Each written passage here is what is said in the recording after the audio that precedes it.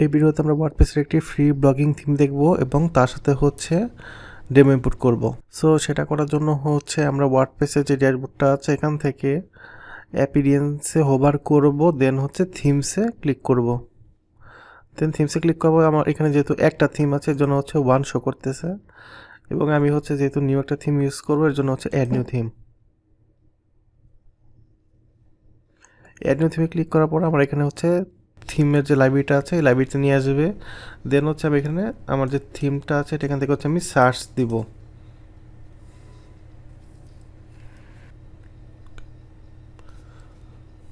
So blog hash লিখে search দেওয়ার পর আমরা এই থিমটি পাবো এবং এখান থেকে হচ্ছে ইনস্টল করে নিব। ইনস্টল হয়ে গেছে, এখান থেকে হচ্ছে আমরা অ্যাক্টিভেট করে নিব।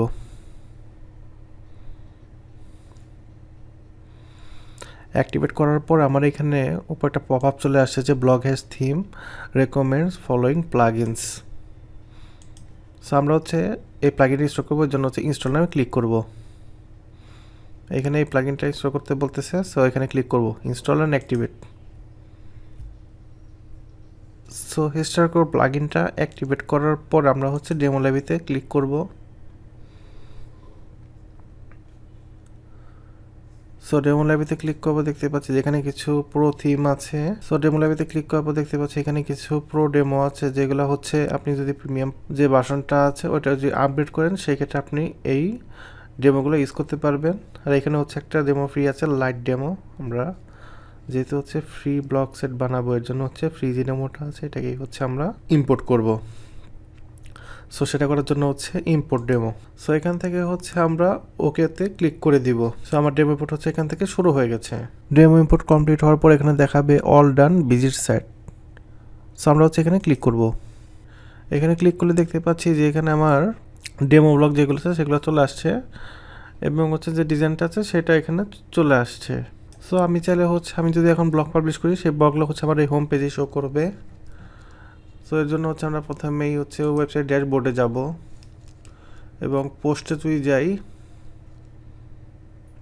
এখানে হচ্ছে আমার দুইটা পোস্ট আছে, হ্যালো 1 হ্যালো 2। আমি আরও দুইটা পোস্ট আমি করতে পারি। সো আমার এখানে হচ্ছে যেই ডেমো ব্লগগুলো আছে সেগুলো হচ্ছে এখানে চলে আসছে। সো এই হচ্ছে ব্লগ হ্যাশ থিমের যে লেয়ারটা আছে সেইটা। এটা যেহেতু একটা লাইট ওয়েট থিম, সো এর জন্য হচ্ছে আপনারা আপনাদের ব্লগ ওয়েবসাইটের ক্ষেত্রে এই থিমটা ইউজ করতে পারেন। এবং এই ডেমোটা যেহেতু ফ্রি ডেমো, সো সেই ক্ষেত্রে এখানে মোটামুটি সবগুলো ফিচারই দেওয়া আছে। সো আমরা হচ্ছে এখান থেকে ড্যাশবোর্ডে যাব। সো আমরা ড্যাশবোর্ডে চলে আসছি এবং আমরা এখান থেকে হচ্ছে কাস্টমাইজেশনে যাব। সো এর জন্য হচ্ছে আমরা অ্যাপিরিয়েন্স থেকে হচ্ছে কাস্টমাইজে ক্লিক করব। এইখানে কাস্টমাইজেশন অপশন আসলে এখানে হচ্ছে জেনারেল সেটিং আছে, এখানে জেনারেল সেটিংয়ের মধ্যে লেআউট আছে। সো আপনি হচ্ছে এখান থেকে লেআউট সিলেক্ট করে দিতে পারেন এবং হচ্ছে বেস কালার আপনি চাইলে হচ্ছে কালার চেঞ্জ করতে পারেন এবং পোস্টের কালারও চেঞ্জ করতে পারেন। সো লোগোস অ্যান্ড সাইট টাইটেলের মধ্যে গিয়ে হচ্ছে আপনি আপনার সাইটের জন্য সাইট টাইটেল অথবা আপনি লোগো ইউজ করতে পারেন এবং হচ্ছে এখান থেকে হচ্ছে সাইট আইকন দিয়ে দিতে পারেন। এরপর আমরা হচ্ছে হেডারে যাব। হেডারের ক্ষেত্রে হচ্ছে টপ বার, আপনি চাইলে টপ বার ইনেবল করতে পারেন। যদি টপ বার ইনেবল করেন সেক্ষেত্রে হচ্ছে আপনার ওয়েবসাইটে ফার্স্টে টপ বারটা দেখাবে, যে হচ্ছে হেডার দেখাবে।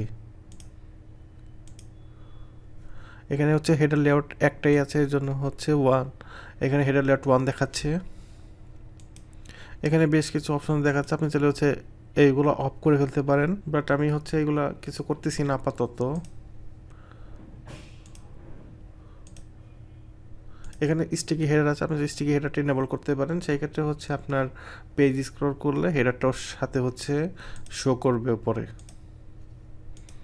এরপরে হচ্ছে ফুটার, আপনি হচ্ছে ফুটারে যে লেআউটটা আছে বা কলামটা আছে এটা চেঞ্জ করা যায়। লাইক আমি হচ্ছে এই জিনিসটা রাখতে পারি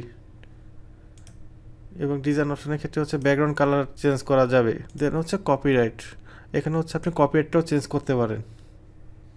দেন এখানে হচ্ছে ব্লগ নামে একটা অপশন আছে, এইখানে হচ্ছে আপনি আপনার যেই ব্লগগুলো আছে সেটার জন্য হচ্ছে বেশ কিছু পোস্ট এলিমেন্ট পাবেন, এইগুলো চাইলে হচ্ছে আপনি অন অফ করতে পারেন। সেম হচ্ছে ব্লগে যে আর্কাইভ আছে সেগুলো আপনি চাইলে এখান থেকে হচ্ছে ট্যাগ ইনেবল করতে পারেন। দেন হচ্ছে টিকার নিউজ এটা ইনেবল করতে পারেন। এটা ইনেবল করলেও হচ্ছে আপনার যে পোস্টগুলো আছে সেগুলো হচ্ছে উপর ডিসপ্লে করবে এবং আপনি হচ্ছে এখান থেকে একটা টাইটেলও দিয়ে দিতে পারেন। এখানে হচ্ছে হিরো সেকশন, আপনি যেটা হচ্ছে হিরো সেকশন ইনেবল করতে পারেন অথবা আপনি অফ করতে পারেন। এবং হচ্ছে এখানে অ্যাডভার্টাইজমেন্টের জন্য আপনি একটা এরিয়া বানাতে পারেন। আমার যেহেতু এখন দরকার নেই, আমি অ্যাডভার্টাইজমেন্ট ডিলিট করে দিলাম। আপনি চাইলে হচ্ছে ফিচার আইটেম সেকশন অ্যাড করতে পারেন। সেই সেকশনটা হচ্ছে এরকম করে হচ্ছে এরকম শো করবে। আমার যেহেতু চাপানোর দরকার নেই, আমি অফ করে দিলাম।